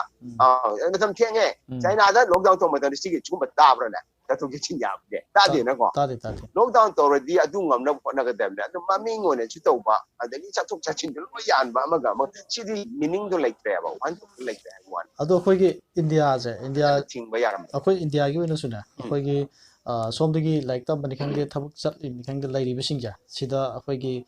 yumbu haitare ko mo somda lairi ba akhoi nan manpuri mayang haitare ko mokhoi sina laibi adabagi karigum khara moina su tan thok khara masum yauna rapaje masine ba yamna pera kanari je tawna je adugi mtang da har ke ko hoi hoi adu ne ai adu chan ngai je yam song ni ngai ai adu gi YouTube da same kan kalam ba ne adu hoi YouTube ne ka encourage to be ai chendra ba ne ko adu matang dai hai gi se adu gi matang thol loi da ba ya ba ne ba India lai ngak na seng na miyam gi khallaga ko lai ta lai mayam gi khallaga onar magadi lai ngak na seng na nungsi na tor magadi machi thon da su ya ba ne ai normal oi ba matam da moi bu ta thro pro lai cha chi lak ngai da normal oi ba matam da khoi gi north east ki lai ba mi sing do moi da yam ta ti ta oi na tau de na tau ri si kamai to ge da lai cha chin na la de ne ba adu lai cha chin na lak ba dei tau ra ga moi na mu khoi yum bu sing no mu ta thre ko lai tau ri mi am che si maru oi na di sel gi pi bam che sida ji ati ba lak ne ba ai di sel pi ba matam jana pi rak ta ba adagi jana thangna ba si lai ngak na phajana yobi da bani na moi ma pan so lai ru ta mi adu di sa thok cha chin tau ra bani na adagi sagi moi de ju sel do phajana phang dra sen ju phang dra ni lai ning dra adu mathak ta sai lai cha si lai na moi na jana thangna ba lai na phon ma yam ji lai ngak na pi ga da bu moi na tho ga phang na phon na phja adu sum ano ne sector amne ba sathok chasin torok pa ano amne ba yum ji lai torok pa do adu ne ba adu sathok chasin ji tau da na ba sai gi lai ngak na madu to phom to pa pi phom to du piu da na ko yum da dum le lo ai adagi moi gi khoi gi rent to gi bara lai ta ba do bara pi ni ngai lai ta du lai ngak na sa sa chalu da to moi na di lai ngak na di smai na roi sel lo ba ya roi ai kana harau dai no sel lo ba ya roi tha chu sel lo ba ya roi ha da gi khoi di paisa phang ngoi dong ne moi ju yum bu sing do loi na ma yak na ke moi ju adu ba cha ja ba yaw rin ne ba mane adu moi sel phang roi ya di chak ko ha da tam na tro sel phang roi di chak ko ha da tam aduna isa India la ngana sel jao chen khar chang na to no ma ki adu gi nungai da su lai ram mo do adu ju moi na sel pa mu ba da gi ha da hong tra lockdown ju to wala adu ni am tak na wa hal la cha thak su ba ya dre office hang dre thak su dre sel thok dre tak na wa hal la adu moi na chu sel bi bi da adu hu ji ke mo sel tak na ha da ga mo taw adu matam do ya do kre lai na ai na sa do kra ani na 1.5 billion US dollar America gi uraga adagi hujik COVID-19 gi matung da lak da ba gi economic akwai sentung gi pibam gi pagada ba na ji India na adu se pam pu ne na to ri do adu akwai na India la ngana da ba akwai ni jam ya ma akwai hang da ba na madu free na ya ba che do bi dai ne do mane chumme chi torom da ba ya ba ni da adi sen sel khara chaw na tha da ga miyam jida darkar oi mathau ta ba potlam sing sel oina khara pi bi smai to rom gi ko chi chat chin to ga ri san doi ba lai chat che chu yam san to roi da ba lai na ka ken to rom ba ya adu ji ti ya roi ji ti ya pa na to ne ba ya ro sum lai ngak na ne khoi ji na im te nom hai ge ko India da pi ri ba number to mi si begin number da gi lai chat na san to ko do aseng ma na ke seng manate moi private hospital sing moi na haidok ta bane ayamba moi hospital gi maming chi thi ne na koi som na Taiwan da lai ba mission loi ngang nei se no air state India suk cha wa ni thi no ngani chu che to da test to da ba hospital ke ju thi no ngani yu lai ka lai ba ba ka mai to na ki sing a stuk yan na siri bana la che na san do ibno ai ba se koi shi da ka nam tha je ba adu yam na chaw ku da ma mi rai la ne ti ge ba China da 80,000 euro ko matam de mi lising mari gi matam ka shi girbne ado India da lakh ama de flawa ta lising mari fu hela ko matam da mi lising ahuma da shi kana thaja dai no ba ꯑꯗꯨ lockdown ꯇꯧꯔꯤꯕ ꯆꯥꯏꯅꯥꯗ lockdown ꯇꯧꯔꯤꯕꯁꯤ ꯀꯅꯥꯃꯠꯇ ꯃꯣꯏ ꯃꯇꯨꯡ ꯏꯟ ꯉꯝꯄꯣꯠꯇꯦ ꯀꯩ ꯑꯗꯨ ꯐꯥꯎꯕꯗ ꯃꯤꯁꯦ ꯑꯗꯨ 4,000 ꯌꯧꯅ ꯁꯤꯒꯠꯂꯛꯏꯅꯦꯕꯀꯣ 40,000 ꯀꯟꯐꯥꯔꯝ ꯑꯣꯏꯔꯛꯄꯗ 4,000ꯒꯤ ꯃꯊꯛꯇ ꯁꯤꯔꯛꯏꯅꯦꯕ ꯑꯗꯨ ꯏꯟꯗꯤꯌꯥꯗ 40,000 ꯍꯦꯟꯗꯣꯛꯕꯗꯣ 3,000ꯒꯤ ꯑꯗꯨꯋꯥꯏꯗ ꯁꯤꯔꯦ ꯀꯥꯏꯗꯣ ꯊꯥꯖꯔꯣꯏꯕ ꯀꯅꯥꯝꯇ ꯍꯥꯏꯕꯗꯤ ꯃꯣꯏꯅ ꯄꯤꯔꯤꯕ ꯅꯝꯕꯔꯗꯣ ꯑꯁꯦꯡꯕ ꯅꯠꯇꯦꯕ ꯑꯌꯥꯝꯕꯅꯗꯤ ꯔꯤꯄꯣꯔꯠ ꯇꯧꯔꯛꯇꯕꯅꯦꯕ ꯑꯗꯨꯁꯨ ꯑꯩꯈꯣꯏꯅ ꯄꯥꯎ ꯇꯥꯔꯦꯀꯣ ꯑꯩꯈꯣꯏꯒꯤ ꯏꯔꯝꯗꯝꯒꯤ ꯏꯆꯟ ꯃꯣꯏ ꯏꯆꯥꯁꯤꯡ ꯃꯣꯏ ꯀꯣꯜꯀꯇꯥꯗ ꯊꯕꯛ ꯇꯧꯕ ꯀꯥꯡꯕꯨ ꯃꯣꯏꯅꯁꯨ ꯄꯟꯈꯤꯕ ꯌꯥꯎꯈꯤꯕ ꯑꯗꯣ ꯑꯩꯈꯣꯏ ꯁꯣꯝꯗ ꯀꯅꯥꯝ ꯊꯥꯖꯗꯦ ꯃꯣꯏ ꯏꯟꯗꯤꯌꯥ ꯇꯧꯔꯤꯗꯣ ꯁꯤꯅꯤꯗ ꯌꯥꯝꯅ ꯁꯤ ꯀꯜꯍꯧꯕ ꯌꯥꯕꯅꯦ ꯁꯟꯗꯣꯛꯄꯁꯦ ꯑꯗꯣ ꯇꯧꯍꯧꯗ꯭ꯔꯦ ꯂꯣꯏ ꯁꯟꯗꯣꯛꯑꯦ ꯍꯧꯖꯤꯛ ꯄꯨꯁꯜꯂꯛꯏ ꯃꯌꯥꯝꯗꯣ ꯍꯧꯖꯤꯛ ꯃꯅꯤꯄꯨꯔꯗ ꯄꯨꯁꯜꯂꯛꯏ ꯃꯌꯥꯝꯗꯣ ꯑꯗꯣ ꯃꯣꯏ ꯄꯨꯁꯜꯂꯛꯇꯕꯁꯨ ꯌꯥꯔꯣꯏ ꯑꯗꯨꯗ ꯑꯩ ꯊꯤꯡꯗꯦꯀꯣ ꯄꯨꯁꯜꯂꯛꯄꯩ ꯊꯤꯡꯗꯦ ꯃꯔꯝꯗꯤ ꯃꯣꯏ ꯌꯥꯝ ꯋꯥꯖꯩ ꯃꯄꯥꯟꯗ ꯇꯧꯔꯤꯕ ꯃꯣꯏꯗ ꯆꯠꯂꯤꯕ ꯂꯤꯆꯠ ꯁꯥꯖꯠ ꯃꯌꯥꯝꯁꯤꯡꯗꯨ ꯇꯧꯗꯣ ꯌꯥꯝ ꯅꯨꯡꯉꯥꯏꯇꯦ ꯑꯩꯈꯣꯏꯁꯨ ꯗꯤꯜꯂꯤꯗ ꯆꯍꯤ 9 ꯂꯩꯔꯛꯄꯅꯤ ꯈꯪꯉꯦꯕ ꯃꯗꯨꯒꯤ ꯐꯤꯂꯤꯡꯗꯣ ꯋꯥꯈꯜꯂꯣꯟ ꯑꯩꯈꯣꯏꯗ ꯅꯨꯡꯉꯥꯏꯇꯕꯗꯣ ꯐꯥꯎꯋꯦꯕ ꯑꯩꯈꯣꯏꯗꯁꯨ ꯄꯨꯝꯅꯃꯛꯁꯦ ꯍꯥꯟꯅꯒꯤ ꯅꯣꯔꯃꯦꯜ ꯂꯥꯏꯐꯇꯨꯗ ꯂꯩꯍꯜꯂꯝꯕ ꯑꯣꯏꯔꯒꯗꯤ ꯂꯩꯉꯥꯛꯅ ꯃꯇꯦꯡ ꯄꯥꯡꯂꯒ ꯂꯩꯍꯜꯂꯝꯕ ꯑꯣꯏꯔꯒꯗꯤ ꯃꯣꯏꯗꯁꯨ ꯑꯗꯨꯝ ꯌꯥꯝꯅ ꯇꯥꯊꯤ ꯇꯥꯑꯣꯏꯅ ꯌꯦꯡꯕꯒꯤ ꯃꯊꯧ ꯇꯥꯗꯦ ꯍꯥꯏꯕ ꯋꯥꯅꯤ ꯑꯗꯨꯕꯨ ꯉꯁꯥꯏ ꯏꯟꯗꯤꯌꯥ ꯂꯩꯉꯥꯛꯅ ꯁꯦꯜꯗꯨ ꯊꯥꯗꯅꯤꯡꯗꯕꯗꯒꯤ ꯃꯣꯏꯅ ꯇꯧꯖꯔꯁꯨꯅ ꯇꯧꯈꯤꯕꯗꯩꯗꯤ ꯁꯤ ꯂꯣꯏ ꯁꯟꯗꯣꯛꯈꯤꯕꯁꯦ ꯑꯗꯩ ꯃꯥꯏ ꯉꯁꯥꯏ ꯁꯦꯜꯗꯣ ꯄꯤꯕꯤꯗ꯭ꯔꯦ ꯀꯥꯏ ꯂꯩ ꯉꯝꯗꯣꯏꯅꯣ ꯑꯩꯈꯣꯏꯗ ꯅꯠꯇꯦ ꯂꯩ ꯉꯝꯗ꯭ꯔꯤꯗꯣ ꯃꯣꯏ ꯃꯌꯥꯡꯁꯤꯡ ꯑꯇꯣꯞꯄ ꯁ꯭ꯇꯦꯠꯀꯤ ꯃꯌꯥꯡꯁꯤꯡ ꯃꯣꯏ ꯂꯩ ꯉꯝꯗ꯭ꯔꯦ ꯂꯣꯏ ꯍꯟꯅꯔꯤ ꯃꯣꯏ ꯁ꯭ꯇꯦꯠ ꯅꯠꯇ꯭ꯔꯥ ꯑꯗꯨ ꯃꯣꯏ ꯂꯥꯏꯆꯠ ꯄꯛꯄꯁꯨ ꯂꯥꯏꯅꯥꯁꯤ ꯄꯛꯄꯁꯨ ꯄꯛꯇꯕꯁꯨ ꯂꯣꯏ ꯄꯨꯟꯅ ꯍꯜꯂꯦ ꯑꯗꯩ ꯈꯔ ꯑꯃ ꯍꯥꯟꯅ ꯁꯦꯡꯅ ꯇꯣꯉꯥꯟꯅ ꯂꯩꯖꯔꯝꯕꯗꯨꯁꯨ ꯉꯁꯥꯏ ꯇ꯭ꯔꯦꯟꯗ ꯕꯁꯇ ꯄꯨꯜꯂ ꯆꯠꯂꯃꯤꯟꯅꯔꯕꯅꯤ나 ꯏꯔꯥꯏ ꯂꯥꯏ ꯁꯣꯏꯗ ꯑꯗꯨꯅ ꯏꯟꯗꯤꯌꯥꯒꯤ ꯂꯣꯛꯗꯥꯎꯟ ꯁꯤ ꯌꯥꯝ ꯁꯣꯏꯔꯦ ꯑꯗꯨꯒꯤ ꯃꯊꯛꯇ ꯍꯧꯖꯤꯛ ꯁ꯭ꯇꯦꯠꯇꯒꯤ ꯃꯤ ꯆꯠꯊꯣꯛ ꯆꯠꯁꯤꯟ ꯌꯥꯍꯜꯂꯤꯕꯁꯤ ꯌꯥꯝ ꯁꯣꯏꯕꯅꯦ ꯈ꯭ꯋꯥꯏꯗꯒꯤ ꯑꯆꯧꯕ ꯏꯟꯗꯤꯌꯥꯒꯤ ꯑꯁꯣꯏꯕꯁꯤ ꯑꯗꯣ ꯑꯩꯈꯣꯏ ꯍꯧꯖꯤꯛ ꯑꯗꯨ ꯆꯥꯏꯅꯥꯗ ꯑꯗꯨ ꯀꯩꯝ ꯊꯣꯛꯈꯤꯗꯦ ꯑꯗꯣ ꯍꯧꯖꯤꯛꯇꯤ ꯃꯣꯏ ꯄꯣꯠꯁꯦ ꯀꯩꯅꯣ ꯇꯧꯒꯦ ꯍꯥꯏꯇꯥꯔꯦ ꯈꯨꯠꯁꯟꯕꯁꯦ ꯍꯧꯖꯤꯛꯇꯤ ꯄꯨꯁꯟꯗꯅ ꯑꯗꯨꯝ ꯁꯤ ꯐꯤꯕꯝꯁꯦ ꯂꯥꯛꯑꯕꯅꯤꯅ ꯍꯧꯖꯤꯛ ꯂꯩꯔꯤꯕ ꯐꯤꯕꯝꯁꯦ ꯁꯤꯗ ꯑꯩꯈꯣꯏꯅ ꯇꯥꯃꯣꯅꯁꯨ ꯉꯁꯥꯏ ꯍꯥꯏꯈ꯭ꯔꯦꯀꯣ ꯑꯩꯈꯣꯏ ꯍꯦꯟ ꯁꯦꯅꯤꯇꯥꯏꯖꯔꯒꯨꯝꯕ ꯃꯥꯁꯀꯨꯝꯕ ꯁꯤꯗꯤ ꯃꯌꯥꯝꯅꯗꯤ ꯈꯪꯅꯔꯦ ꯑꯩꯈꯣꯏꯒꯤ ꯉꯥꯛꯇꯕꯗꯨꯅꯦꯕ ꯇꯧꯅꯔꯤꯁꯦ ꯑꯗꯣ ꯇꯥꯃꯣꯅ ꯑꯩꯈꯣꯏꯒꯤ ꯃꯌꯥꯝꯗ ꯃꯦꯁꯦꯖ ꯑꯣꯏꯅ ꯍꯥꯏꯇꯥꯔꯦꯀꯣ ꯍꯥꯏꯗꯤ ꯃꯌꯥꯝꯅ ꯉꯥꯛꯊꯣꯛꯄꯗ ꯀꯥꯟꯅꯒꯗꯕ ꯑꯗꯨꯒꯨꯝꯕ ꯇꯥꯃꯣꯅ ꯃꯦꯁꯦꯖ ꯑꯣꯏꯅ ꯄꯤꯕꯤꯌꯨ ꯈ꯭ꯋꯥꯏꯗꯒꯤꯀꯣ ꯑꯩꯈꯣꯏꯅ ꯑꯍꯥꯟꯕ ꯑꯩꯈꯣꯏꯅ ꯇꯧꯗꯣꯏꯁꯦ ꯑꯩꯈꯣꯏꯒꯤ ꯋꯥꯔꯜ ꯍꯦꯜꯊ ꯑꯣꯔꯒꯅꯥꯏꯖꯦꯁꯟꯅ ꯄꯤꯔꯤꯕ ꯒꯥꯏꯗꯂꯥꯏꯟꯁꯤꯡꯀꯣ ꯆꯠꯅ ꯄꯊꯥꯞꯁꯤꯡꯀꯣ ꯑꯗꯨꯗꯒꯤ ꯂꯩꯉꯥꯛꯅ ꯄꯤꯔꯤꯕ ꯆꯠꯅ ꯄꯊꯥꯞꯁꯤꯡ ꯁꯤ ꯏꯟꯕ ꯌꯥꯝꯅ ꯃꯊꯧ ꯇꯥꯏꯀꯣ ꯁꯤ ꯃꯌꯥꯝꯅꯁꯨ ꯈꯪꯅꯔꯦꯀꯣ ꯈꯪꯅꯔꯒ ꯏꯟꯗꯕꯁꯤꯅꯦꯕ ꯑꯗꯣ ꯑꯩꯍꯥꯛꯅ ꯍꯥꯏꯖꯅꯤꯡꯉꯤꯁꯤꯅ ꯏꯟꯕꯤꯌꯨ ꯁꯤ ꯑꯩꯈꯣꯏꯒꯤ ꯄꯥꯛꯁꯤ ꯃꯤꯁꯨ ꯌꯥꯝꯗꯕꯅꯤ ꯂꯥꯏꯆꯠꯁꯤꯅ ꯍꯦꯛꯇ USA ꯗꯧꯅꯒ ꯁꯟꯗꯣꯔꯛ ꯇꯧꯔꯛꯑꯗꯤ ꯑꯩꯈꯣꯏ ꯌꯥꯝ ꯂꯥꯏꯕꯛ ꯊꯤꯅꯦꯕ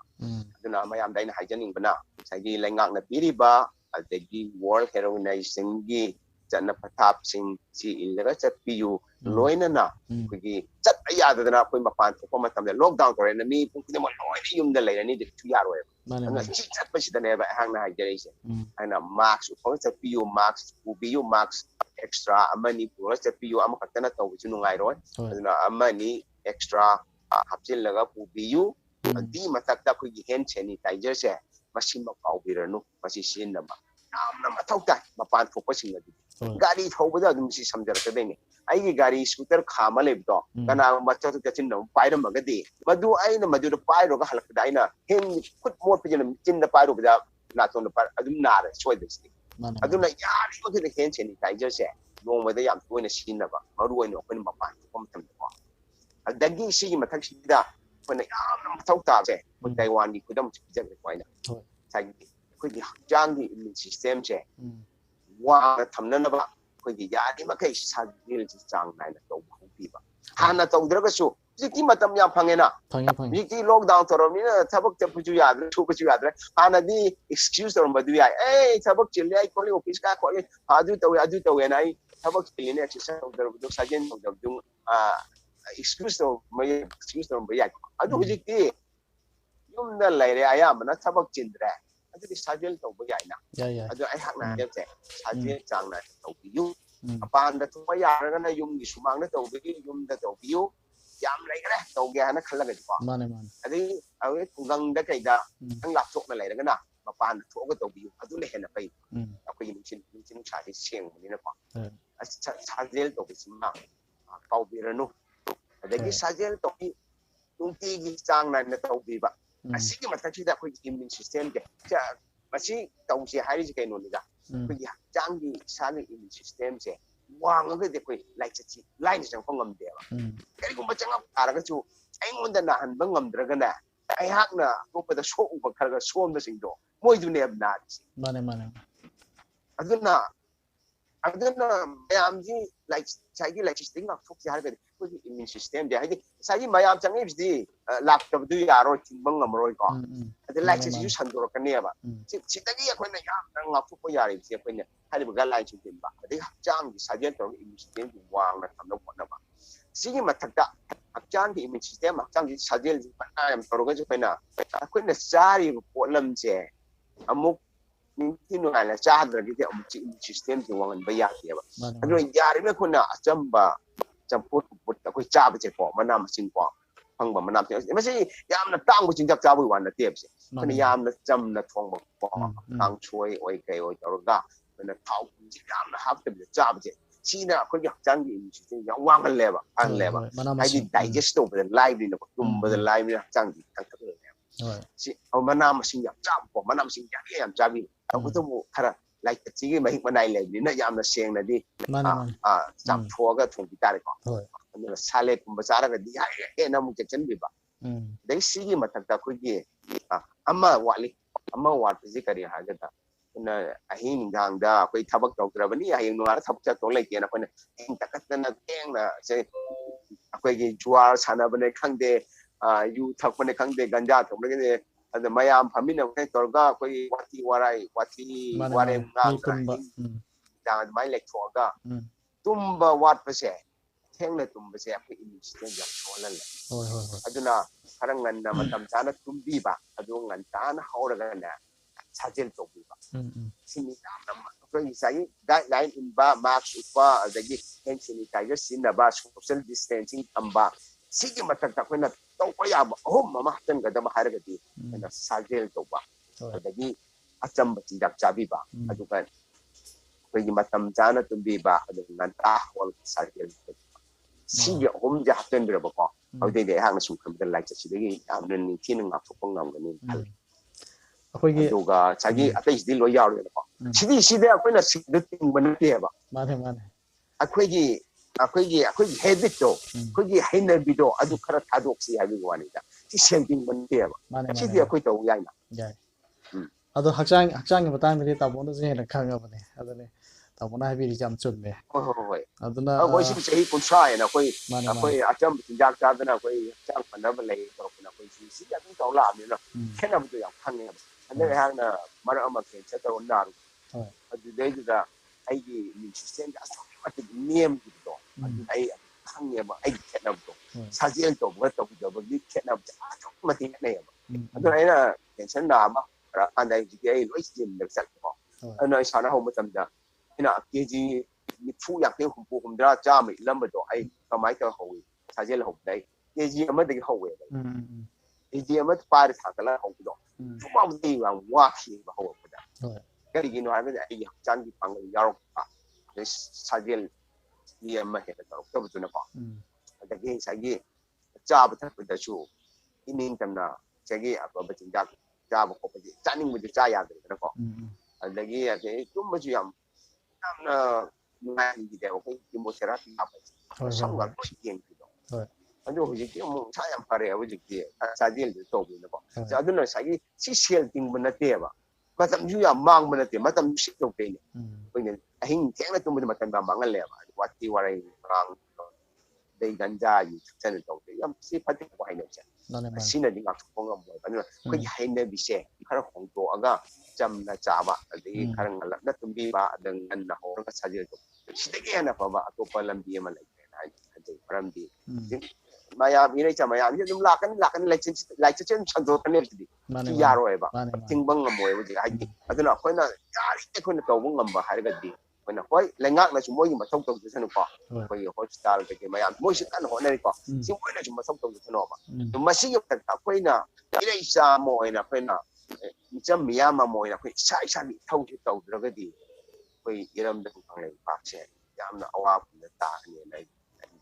ꯃꯥꯅꯦ ꯃꯤꯁꯤꯡꯁꯨ ꯌꯥꯝꯗꯕ ꯂꯝꯅꯦ ꯑꯗꯣ ꯌꯥꯝ ꯅꯨꯡꯉꯥꯏꯔꯦ ꯇꯥꯃꯣ ꯍꯧꯖꯤꯛ ꯃꯥꯅꯦ ꯃꯥꯅꯦ ꯃꯤꯁꯤꯡꯁꯨ ꯌꯥꯝꯗꯦꯕ ꯂꯝꯁꯦ ꯂꯩꯔꯤꯕ ꯐꯤꯕꯝꯁꯦ ꯑꯗꯨꯅꯦ ꯏꯁꯤꯡꯅꯅꯦ ꯍꯦꯟꯅ ꯋꯥꯍꯜꯂꯤꯁꯦꯀꯣ ꯑꯗꯩ ꯇꯥꯏꯋꯥꯟꯁꯤ ꯑꯩꯈꯣꯏ ꯂꯝꯁꯤ ꯇꯥꯏꯋꯥꯟꯁꯤ ꯃꯤ ꯂꯥꯛ 200 ꯂꯩꯕꯁꯤꯗ ꯑꯩꯈꯣꯏ ꯃꯤ ꯐꯅꯌꯥꯝ ꯁꯤꯈ꯭ꯔꯁꯨ ꯌꯥꯝ ꯂꯩꯍꯧꯈꯤꯗꯧꯔꯦꯕ ꯑꯩꯈꯣꯏꯗꯤ ꯑꯗꯣ ꯂꯩꯔꯤ ꯃꯌꯥꯝꯁꯤ ꯆꯥꯏꯅꯤꯁ ꯉꯥꯛꯇꯅꯦꯕ ꯃꯨꯠꯄ ꯍꯥꯏꯗꯣ ꯂꯩꯔꯔꯣꯏꯗꯅ ꯆꯥꯏꯅꯥ ꯍꯥꯏꯔꯤꯕ ꯆꯥꯎꯔꯕ ꯃꯤ ꯕꯤꯂꯤꯌꯟ ꯑꯃꯒ ꯀꯩꯅꯣ ꯃꯤꯂꯤꯌꯟ 500 ꯂꯩꯗꯣ ꯅꯠꯇ꯭ꯔꯣ ꯑꯗꯣ ꯃꯣꯏꯗꯤ ꯑꯋꯥꯠꯄ ꯀꯩꯁꯨ ꯂꯩꯔꯣꯏ ꯐꯅꯌꯥꯝ ꯁꯤꯔꯁꯨꯀꯣ ꯑꯗꯣ ꯑꯩꯈꯣꯏ ꯏꯔꯝꯗꯝꯁꯤꯗ ꯑꯩꯈꯣꯏ ꯂꯥꯛ 2 ꯈꯤꯇꯪ ꯍꯦꯟꯅꯂꯩꯕꯁꯤ ꯂꯥꯛ 50 ꯂꯥꯛ 3 ꯂꯥꯛ 50 ꯁꯨꯄꯣꯟꯇꯦꯀꯣ ꯑꯗꯣ ꯁꯤ ꯃꯌꯥꯝꯁꯤ ꯂꯥꯏꯆꯠꯁꯤ ꯁꯨꯃꯥꯏꯅ ꯁꯟꯗꯣꯛꯑꯒ USA ꯁꯨꯃꯥꯏꯅ ꯇꯧꯔꯒꯗꯤ ꯑꯩꯈꯣꯏ ꯑꯁꯤ ꯑꯅꯥ ꯌꯥꯎꯕꯗ ꯅꯠꯇꯅ ꯑꯩꯈꯣꯏꯒꯤ ꯁꯦꯟꯃꯤꯠꯂꯣꯟꯗ ꯌꯥꯝꯅ ꯑꯀꯥꯏꯕ ꯂꯥꯛꯀꯗꯣꯏꯅꯦ ꯁꯤ ꯑꯩꯈꯣꯏꯅ ꯌꯥꯝꯅ ꯈꯟꯊꯐꯝ ꯊꯣꯛꯑꯦ ꯁꯤ ꯌꯥꯝꯅ ꯀꯤꯅꯤꯡꯉꯥꯏ ꯑꯣꯏꯕ ꯀꯩꯅꯣꯗ ꯂꯩꯕꯅꯦ ꯇꯧꯕꯒꯤꯗꯤ ꯑꯩꯈꯣꯏ ꯀꯤꯍꯟꯕꯗꯤ ꯅꯠꯇ꯭ꯔꯦꯀꯣ ꯃꯁꯦ ꯃꯌꯥꯝꯗ ꯑꯩꯍꯥꯛꯅ ꯍꯥꯏꯖꯔꯤꯅ ꯆꯤꯟꯁꯤ ꯍꯥꯏꯕꯅꯤꯗ ꯏꯔꯝꯗꯝꯒꯤ ꯈꯜꯂꯒ ꯑꯩꯈꯣꯏ ꯈꯨꯟꯅꯥꯏꯁꯤꯒꯤ ꯈꯜꯂꯒ ꯑꯩꯈꯣꯏ ꯌꯥꯔꯤꯕ ꯑꯩꯈꯣꯏ ꯆꯦꯛꯁꯤꯟꯁꯦꯕ ꯑꯗꯨꯅ ꯑꯩꯈꯣꯏ ꯂꯩꯉꯥꯛꯀꯤ ꯆꯠꯅꯂꯣꯟꯁꯨ ꯑꯩꯈꯣꯏ ꯏꯜꯂꯒ ꯆꯠꯁꯤ ꯂꯩꯉꯥꯛꯄꯨꯁꯨ ꯑꯩꯈꯣꯏꯅ ꯃꯇꯦꯡ ꯄꯥꯡꯁꯤ ꯑꯗꯨꯒ ꯂꯩꯉꯥꯛꯅꯁꯨ ꯑꯩꯈꯣꯏꯗ ꯏꯔꯩ ꯏꯆꯥꯁꯤꯡꯗ ꯃꯇꯦꯡ ꯄꯥꯡꯕ ꯑꯣꯏꯁꯤ ꯑꯗꯣ ꯌꯥꯝ ꯅꯨꯡꯉꯥꯏꯔꯦ ꯇꯥꯃꯣ ꯉꯁꯤ ꯑꯩꯍꯥꯛꯅ ꯇꯥꯃꯣꯒ ꯀꯟꯇꯦꯛ ꯇꯧꯖꯔꯒ ꯁꯨꯃꯥꯏꯅ ꯃꯌꯥꯝꯗ ꯇꯥꯃꯣꯒꯤ ꯋꯥꯈꯜꯂꯣꯟ ꯈꯔ ꯐꯣꯡꯗꯣꯛꯍꯟꯖꯒꯦꯅ ꯑꯩꯅ ꯁꯨꯝ ꯍꯣꯠꯅꯖꯔꯛꯄꯅꯦ ꯑꯗꯣ ꯇꯥꯃꯣꯅꯁꯨ ꯍꯔꯥꯎ ꯍꯔꯥꯎꯅ ꯑꯗꯨꯝ ꯑꯌꯥꯕ ꯄꯤꯕꯤꯔꯛꯑꯦ ꯃꯁꯤ ꯑꯗꯨꯛꯀꯤ ꯃꯇꯤꯛ ꯊꯥꯒꯠꯄ ꯐꯣꯡꯗꯣꯛꯆꯔꯤ ꯍꯥꯏꯇꯥꯔꯦ ꯍꯥꯏꯗꯤ ꯏꯆꯝ ꯆꯝꯕ ꯀꯩꯅꯣ ꯑꯃ ꯅꯠꯇꯦꯕ ꯑꯩꯅ ꯎꯅꯖꯔꯤꯕ ꯃꯤꯁꯛ ꯑꯃꯁꯦ ꯃꯌꯥꯝꯅꯁꯨ ꯍꯦꯟꯅ ꯈꯪꯕꯤꯔꯕꯅꯦ ꯑꯩꯈꯣꯏꯒꯤ ꯄ꯭ꯔꯣ ꯅꯦꯆꯔꯦꯜ ꯑꯣꯂꯦꯝꯄꯤꯌꯥꯟ ꯆꯦꯝꯄꯤꯌꯟ ꯑꯃꯁꯨ ꯑꯣꯏꯕꯤꯔꯤꯕꯅꯦ ꯑꯗꯣ ꯃꯃꯥꯡꯗ ꯑꯦꯁꯤꯌꯥꯒꯤ ꯃꯤꯁꯇꯔ ꯑꯦꯁꯤꯌꯥꯒ ꯂꯧꯈ꯭ꯔꯕ ꯑꯗꯒꯤ ꯅꯦꯆꯔꯦꯜ ꯑꯣꯂꯦꯝꯄꯤꯌꯥ ꯂꯩꯗꯅ ꯃꯌꯥꯝ ꯑꯃ ꯂꯧꯔꯕ ꯃꯤꯁꯛ ꯑꯃꯅꯦꯕ ꯑꯗꯣ ꯇꯥꯃꯣꯅ ꯍꯔꯥꯎ ꯍꯔꯥꯎꯅ ꯁꯨꯃꯥꯏꯅ ꯑꯌꯥꯕ ꯄꯤꯕꯤꯔꯛꯑꯒ ꯉꯁꯤ ꯎꯅꯖꯗꯨꯅ ꯇꯥꯃꯣꯗ ꯂꯩꯕ ꯑꯗꯨꯒ ꯇꯥꯏꯋꯥꯟꯗ ꯊꯣꯛꯏꯕ ꯐꯤꯕꯝ ꯇꯥꯏꯋꯥꯟꯗ ꯀꯃꯥꯏꯅ ꯇꯧꯔꯤ ꯍꯥꯏꯕꯒꯤ ꯂꯣꯛꯗꯥꯎꯟꯒꯤ ꯑꯣꯏꯕ ꯌꯥꯏ ꯑꯗꯒꯤ ꯃꯌꯥꯝꯅ ꯆꯦꯛꯁꯤꯜꯂꯤꯕ ꯈꯣꯠꯂꯤꯕ ꯃꯌꯥꯝ ꯑꯃ ꯑꯩꯈꯣꯏꯒꯤ ꯂꯝꯗꯝꯁꯤꯅ ꯇꯝꯖꯅꯤꯡꯉꯥꯏ ꯑꯣꯏꯕ ꯀꯌꯥ ꯑꯃ ꯇꯥꯃꯣꯅ ꯐꯣꯡꯗꯣꯛꯄꯤꯔꯛꯑꯦꯕ ꯁꯤꯒꯤꯗꯃꯛꯇ ꯑꯩꯅ ꯇꯥꯃꯣꯕꯨ ꯍꯥꯏꯅꯤꯡꯉꯥꯏ ꯂꯩꯇꯅ ꯊꯥꯒꯠꯄ ꯐꯣꯡꯗꯣꯛꯆꯔꯤ ꯑꯗꯣ ꯉꯁꯤꯒꯤ ꯚꯤꯗꯤꯑꯣꯁꯦ ꯈꯤꯇꯪꯗꯤ ꯆꯞꯄꯦꯕꯀꯣ ꯇꯥꯃꯣꯒꯤ ꯑꯗꯨꯒ ꯚꯣꯏꯁꯇꯤ ꯂꯣꯏꯅ ꯐꯖꯅ ꯑꯗꯨꯝ ꯇꯥꯏꯌꯦ ꯑꯗꯣ ꯑꯗꯨꯝ ꯑꯩꯅ ꯑꯗꯨꯝ ꯐꯖꯅ ꯑꯗꯨꯝ ꯁꯦꯝꯃꯒꯅꯤ ꯁꯦꯝꯕꯕꯨꯗꯤ ꯑꯗꯨ ꯁꯤ ꯑꯗꯨꯝ ꯀꯩꯅꯣ ꯇꯧꯖꯒꯦ ꯃꯌꯥꯝꯗ ꯁꯤꯌꯔ ꯇꯧꯒꯦ ꯑꯗꯣ ꯈꯤꯇꯪ ꯂꯥꯏꯟ ꯅꯨꯡꯉꯥꯏꯇꯕꯒꯨꯝꯕ ꯑꯣꯏꯔꯝꯗꯧꯁꯨ ꯃꯥꯜꯂꯦꯕꯀꯣ ꯑꯩꯒꯤꯁꯦ ꯆꯞꯄ꯭ꯔꯥ ꯇꯥꯃꯣꯒꯤꯗ ꯑꯩ ꯁꯣꯝꯗ ꯏꯟꯇꯔꯅꯦꯠ ꯋꯥꯠꯄꯤꯔꯥ ꯑꯩꯅ ꯉꯥꯡꯕ ꯑꯩꯅ ꯉꯥꯡꯕ ꯑꯩꯅ ꯂꯦꯡꯕꯁꯤ ꯆꯞꯄ꯭ꯔꯥ ꯇꯥꯃꯣꯗ ꯇꯥꯏꯌꯦ ꯑꯗꯨꯝ ꯑꯗꯣ ꯑꯩꯒꯤ ꯁꯥꯎꯟꯗꯣ ꯑꯩꯍꯥꯛꯀꯤ ꯁꯥꯎꯟꯗꯣ ꯃꯔꯛ ꯃꯔꯛꯇ ꯑꯦꯀꯣ ꯑꯣꯏꯅ ꯂꯥꯛꯄꯒ ꯇꯥꯔꯦ ꯍꯣꯏ ꯍꯣꯏ ꯑꯗꯣ ꯀꯩꯅꯣꯕꯨꯗꯤ ꯇꯧꯋꯦ ꯇꯥꯃꯣꯒꯤ ꯁꯥꯎꯟꯗꯤ ꯀꯩꯝ ꯇꯧꯗ꯭ꯔꯦ ꯑꯩꯉꯣꯟꯗ ꯑꯗꯣ ꯍꯣꯏ ꯌꯥꯝ ꯅꯨꯡꯉꯥꯏꯖꯔꯦ ꯇꯥꯃꯣꯅ ꯃꯇꯝ ꯑꯃ ꯄꯤꯕꯤꯕꯁꯦ ꯑꯗꯣ ꯁ꯭ꯋꯥꯏꯗ ꯑꯗꯨꯝ ꯂꯣꯏꯁꯤꯜꯂꯒꯦꯀꯣ ꯇꯥꯃꯣ ꯊꯥꯒꯠꯆꯔꯤ ꯇꯥꯃꯣ ꯍꯣꯏ ꯌꯥꯏ ꯌꯥꯏ ꯁ꯭ꯇꯦ ꯁꯦꯐ ꯊꯦꯡꯛ ꯌꯨ ꯇꯥꯃꯣ